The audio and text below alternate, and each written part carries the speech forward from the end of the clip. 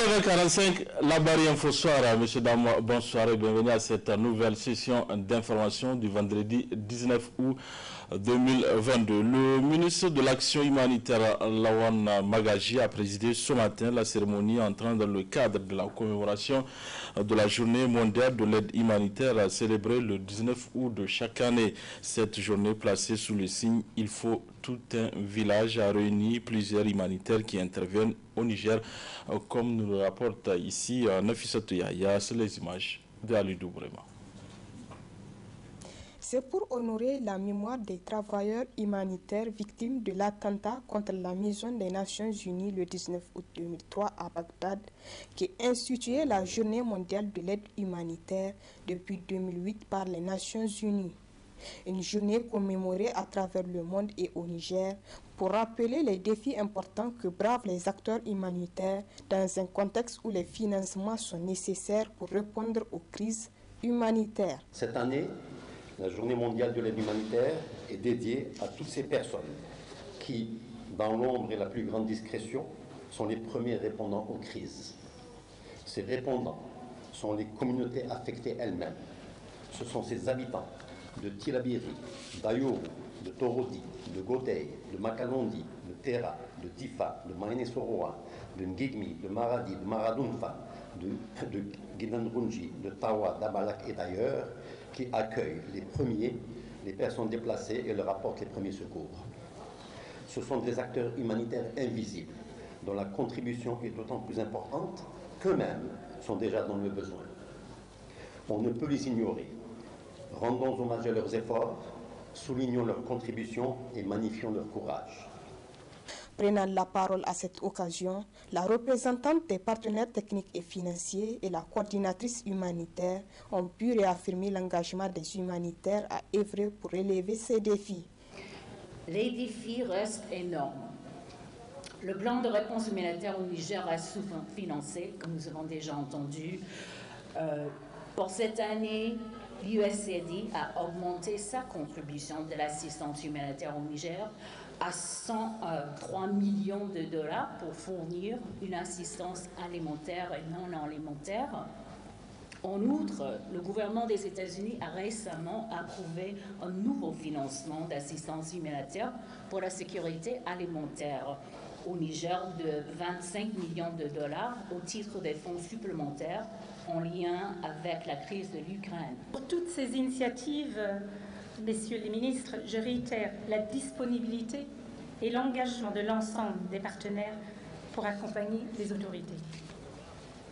Parmi ces partenaires, trop souvent une distinction est établie entre ONG internationales et nationales. Les deux, pourtant, proviennent d'un même village, celui des humanitaires, et je voudrais ici saluer le travail important des ONG nationales qui connaissent les réalités au niveau local mieux que quiconque et dont la contribution est souvent capitale pour acheminer l'aide de la communauté internationale vers ces communautés plus éloignées. Le ministre de l'Action humanitaire a quant à lui souligné l'intérêt que revêt le choix du thème de cette édition au regard des défis auxquels est confronté le Niger. Ce thème nous interpelle à plus d'un titre.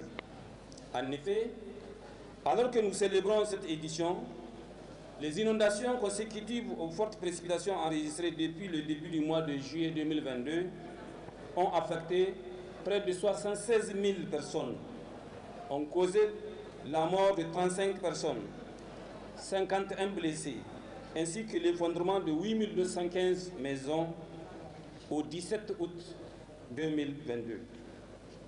Afin d'assurer une bonne gestion de la saison pluvieuse, le ministère de l'Action humanitaire et de la gestion des catastrophes a mis en place depuis 2019 une cellule inclusive de crise pour le suivi et la gestion des inondations. Et c'est par cette visite des stands d'exposition des humanitaires qui interviennent au Niger qu'a pris fin cette cérémonie. De cette journée mondiale, le coordinateur d'une des plateformes humanitaires, en l'occurrence le Salon international de solidarité au Sahel, nous parle d'une prochaine rencontre des humanitaires intervenant au Sahel, suivant les explications du coordinateur de l'ONG 6, Al-Kassoum Abdrahman, sur cette rencontre que Niamey va abriter du 15 au 17 novembre 2002.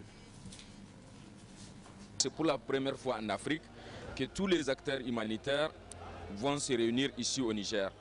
Et les acteurs surtout qui interviennent au Sahel. Puisque comme vous le savez, le Sahel aujourd'hui fait face à une situation d'instabilité malheureusement stable. Puisque aujourd'hui cette urgence, elle devient stable depuis plus de 10 ans. Donc que ce soit les questions des réfugiés, les questions de déplacement des populations, et les questions de besoins de toutes sortes, de vulnérabilités de toutes sortes. Mais très malheureusement, ce qui a été constaté suite à une enquête qui a été faite en 2020 et que les besoins deviennent de plus en plus accrus, mais la mobilisation des ressources financières et matérielles pour endiguer à ces besoins, malheureusement, deviennent de plus en plus basses. Donc ça veut dire qu'il y a un problème. Donc voilà pourquoi nous avons pris cette initiative d'organiser cette rencontre ici à Niamey en novembre prochain, en réunissant tous les bailleurs, toutes les ONG, tous les acteurs de toutes formes ici au Niger pour discuter de ces questions. Et en lien aussi avec ça, une question très importante qui est la création du College of Humanitarian Affairs, un collège, un centre de formation spécial pour la formation des acteurs humanitaires et leur recyclage. C'est aussi un centre de recherche sur des questions liées à l'intervention humanitaire, qu'il soit dans le Sahel et dans le reste de l'Afrique.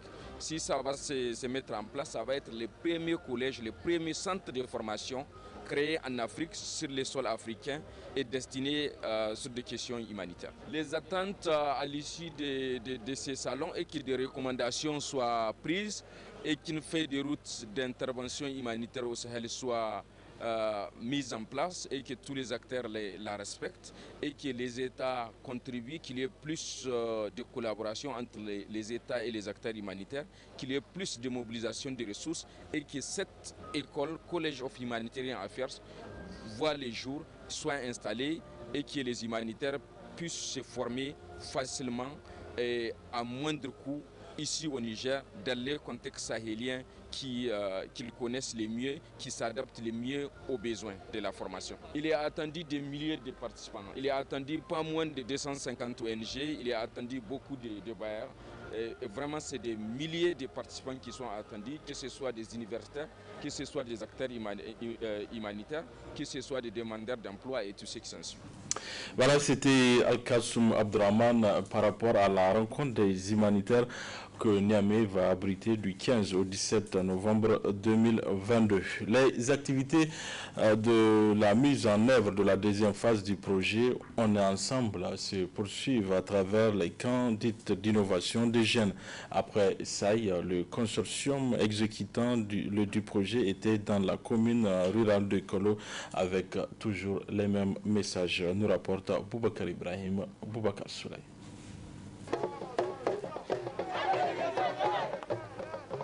Dans le cadre toujours de la mise en œuvre de la deuxième phase du projet On est ensemble, exécuté à travers le camp d'innovation de jeunes, le consortium Search for Common Ground contre Dev et l'ONG Berendi était pour cette fois-ci dans le département de Kolo. Réguler les jeunes à l'extrémisme violent, prévenir le conflit et renforcer la stabilité de la région de Tillabéri en faisant sa promotion, tels sont entre autres objectifs portés par le dit projet. L'objectif global de ce projet vise à renforcer la résilience des jeunes à l'extrémisme violent et à promouvoir la stabilité à long terme dans la région de Tillabéri. Il est bon de rappeler que les jeunes représentent aujourd'hui plus de 115% de la population du Niger. Ils constituent les moteurs du progrès social et de l'innovation. Également, cette jeunesse représente aujourd'hui plus que jamais les acteurs du changement qui créent de nouvelles réalités pour eux-mêmes et pour leur communauté. Aujourd'hui, la paix et la sécurité, c'est l'un des défis majeurs que traverse le monde dans sa globalité.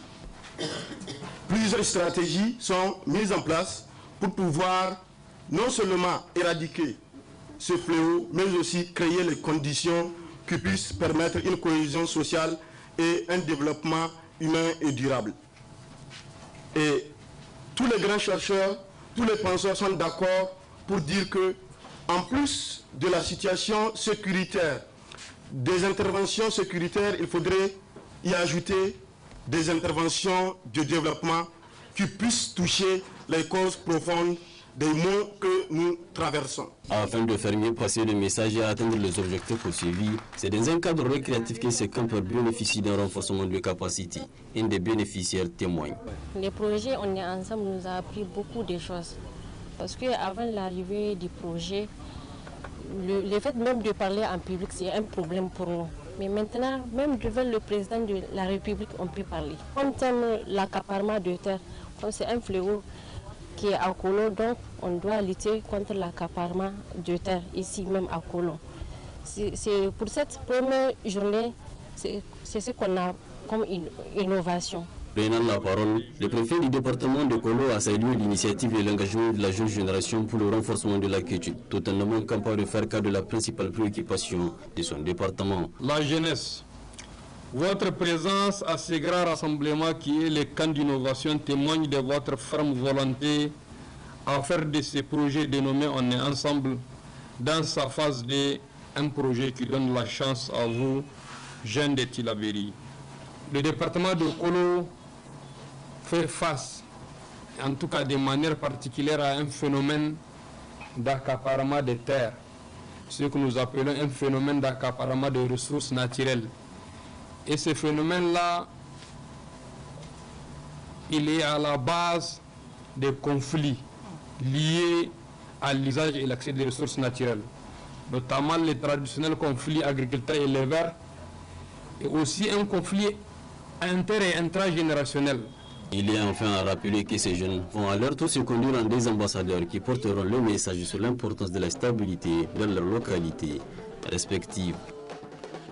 Le transport urbain au sein de la ville de Niamey est perturbé depuis un certain temps, dû au bras de fer qui oppose le secteur des conducteurs des minibus au gouvernement. Cela est dit à la hausse du prix du litre du gasoil, ce qui fait l'objet de ce reportage de André Sakou et Sadou Demi.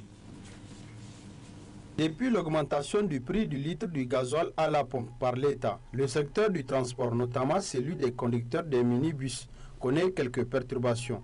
Ainsi, pour le collectif des syndicats de ce secteur, c'est toute une spéculation qui s'est faite autour de cette situation qui mérite une attention particulière. On a rencontré le président de la République et le ministre des Transports. Le transport était là.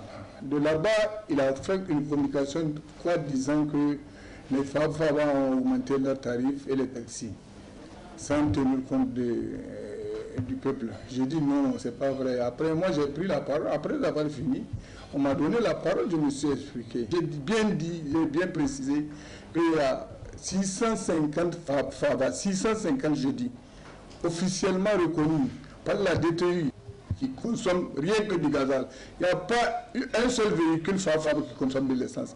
Et il y a de plus, il y a plus de 200 qui n'ont pas officiellement reconnu par la mairie. Eux tous sont des gasoils, je vous dis. C'est pas 600. Il y a les Dogambaro, il y a les Belges aussi qui consomment du gazole. On a bien précisé, on n'a pas grévé.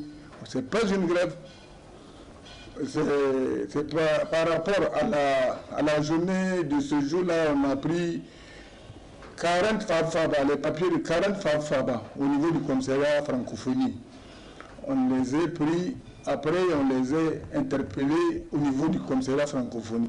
S'agissant des mesures d'accompagnement promises par le gouvernement pour les minibus à gasoil. Rien n'est fait, rien n'est fait. C'est pour cela le président de la République, il a ordonné au ministre de Transport de nous rencontrer, de nous écouter sur nos doléances.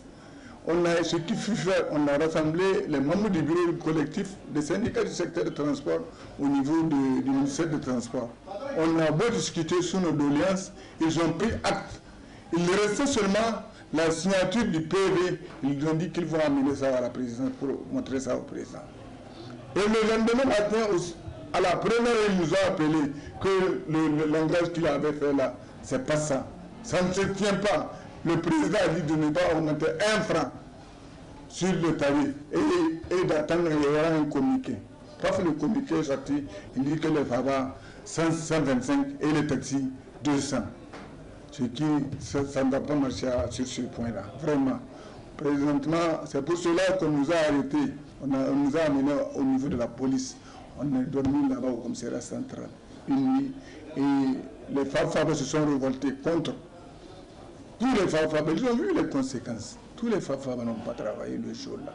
Le syndicat national des conducteurs des minibus demande une fois de plus l'implication effective et concrète du président de la République pour permettre à ses militants de subvenir aux besoins de leur famille, tant engouffrés par la cherté de la vie. Le volet reportage de cette édition porte sur la confection et le port de hijab par les femmes, un mode vestimentaire qui permet à la femme de couvrir son corps conformément à la prescription de l'islam. Le reportage est signé par notre stagiaire de l'UFTIC, Priska Donsou, sur les images de Nasser Seydou. Porté majoritairement par les musulmanes, le hijab ou le djalbab est un vêtement que les femmes utilisent pour se couvrir des pieds à la tête en laissant apparaître seulement le visage et les mains. Avec le hijab, je me couvre de la tête aux pieds. C'est ce qui est d'ailleurs recommandé par notre religion. Je suis venue payer le hijab pour couvrir mon corps. Il couvre mieux que le foulard.